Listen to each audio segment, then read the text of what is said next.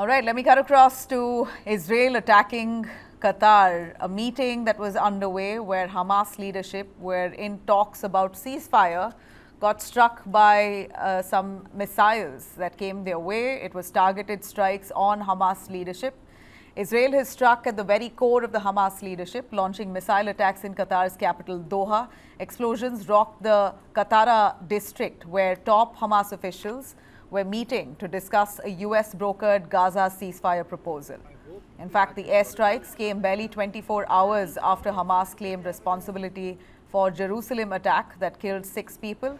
Israel has in fact answered with fire, taking the fight beyond Gaza straight into Qatar.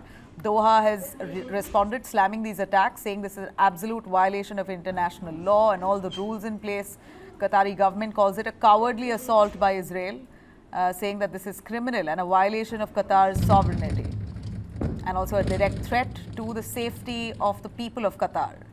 Security forces and civil defense in Qatar rushed to contain the damage, and investigations now begin at the highest level. But here you have it. We're looking at Israel attacking Qatar's Doha, where a meeting was held where Hamas leaders had congregated to discuss on ceasefire. Iran has condemned these strikes as dangerous and illegal. Israel's minister, though, Bezalel Smotrich, has praised this move, saying terrorists will have no immunity from the long arm of Israel anywhere in the world. United States Embassy in Doha has confirmed this missile strikes. They've ordered the staff to shelter in place and warned the American citizen to stay indoors.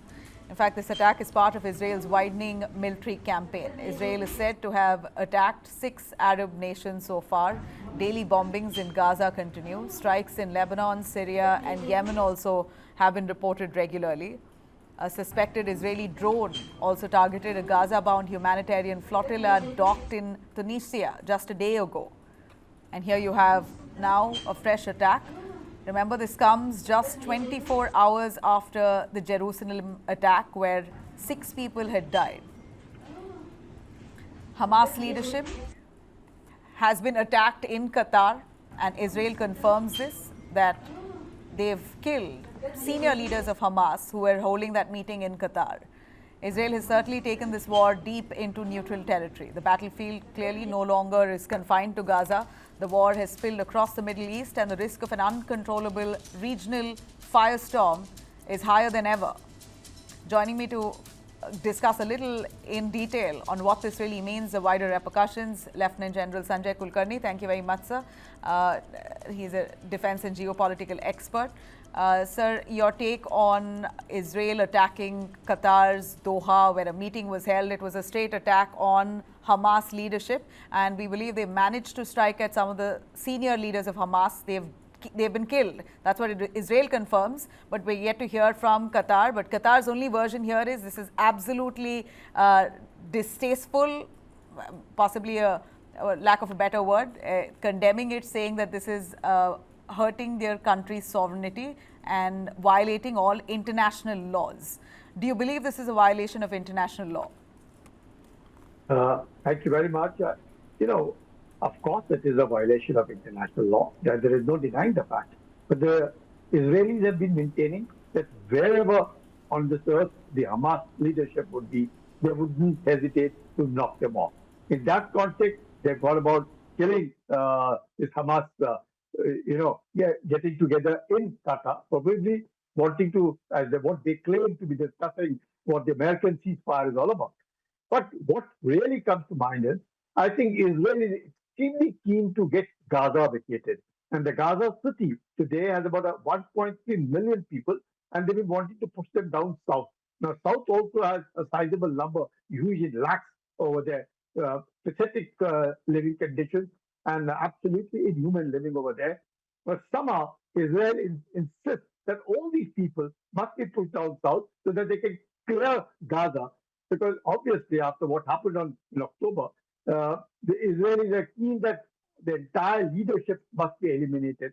Though the reports have been contradictory, Israelis are claiming that, yes, it was a pinpoint precision strike in knocking off the Hamas leadership, which had gathered there to discuss the ceasefire and what next step they would be able to take. But what Reuters tells us is that, well, they are saying nobody has been hit. So there are, anyway, hopefully in our next about 24 hours, things will clear what's happened. But definitely, I have no doubt in mind that Israel is going all about it. Iran has condemned it. Saudi Arabia has condemned it. USA has not condemned it. Israel is, well, gung ho because after what we just said, the strike in Jerusalem, obviously that must have hurt them. But more than anything else, the ceasefire in Gaza wouldn't help Israel unless they take full possession of Gaza. And in that context, I think if the ceasefire were to go through, then the Israel gets nothing because the Hamas, whatever the number, maybe even 10, 15,000 of the Hamas fighters are there, they will still be there. So the aim of Israel is to ensure from north still coming up to down south up to Rafah, they want to clear the complete thing, not one soul there. Still, they take it down, ensure there are no tunnels there. There is nobody, and whoever resettles there after that would be well at the discretion of Israel, and things are those kind of whatever the way they would want it to. So it is in that context I think Israel has hit the Hamas leadership because after all, now only Khalid and Hana, I think Khalid Hana, who is the topmost leader now of Gaza, who's been Khalil, not Khalil has been the one responsible for all of it for a very, very long time.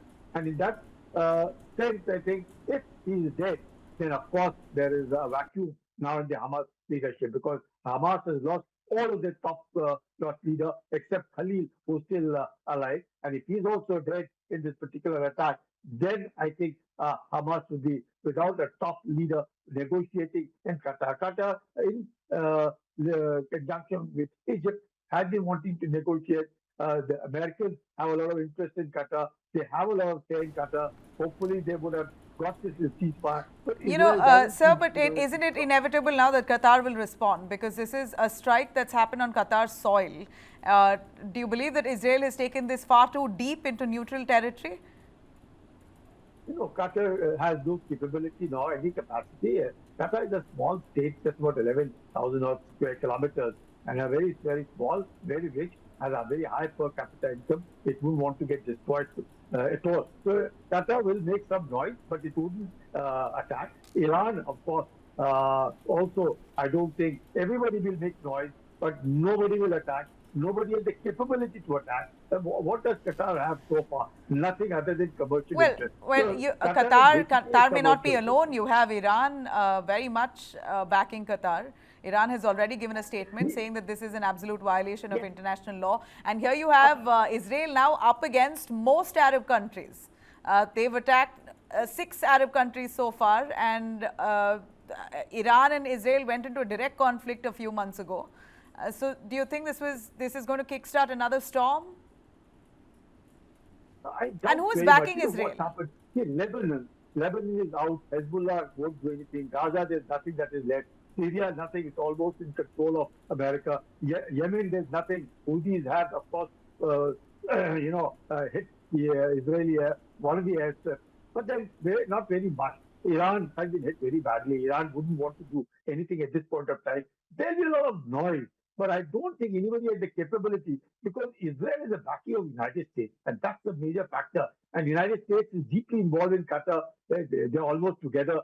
The United States is with Syria because they are the ones who formed the government in Syria. In Lebanon, you find southern Lebanon is almost destroyed by Israel. There's no way Hezbollah and Lebanese themselves are now wanting to get the Lebanese wanting to get rid of Hezbollah.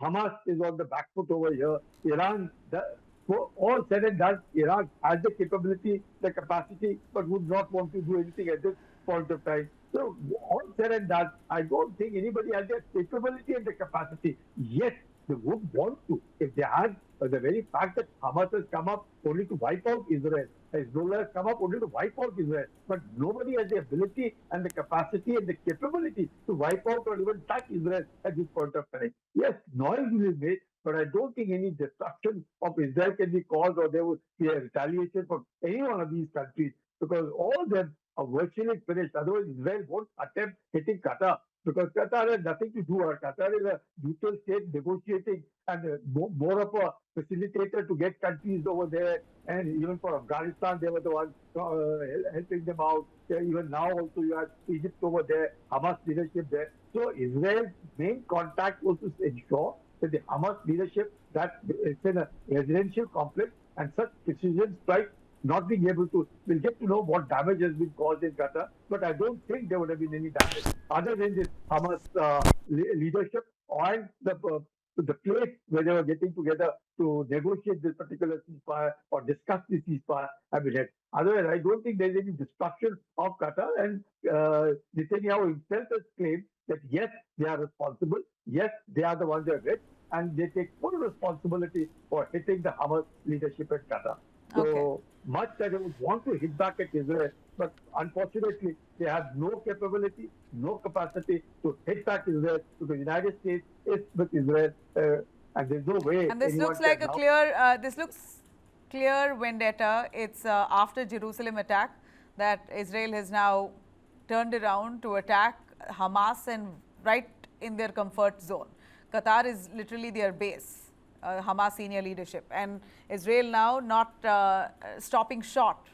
In fact, one of the Israeli ministers say that no matter where you are to the Hamas, that you will not escape the long arm of the Israel army.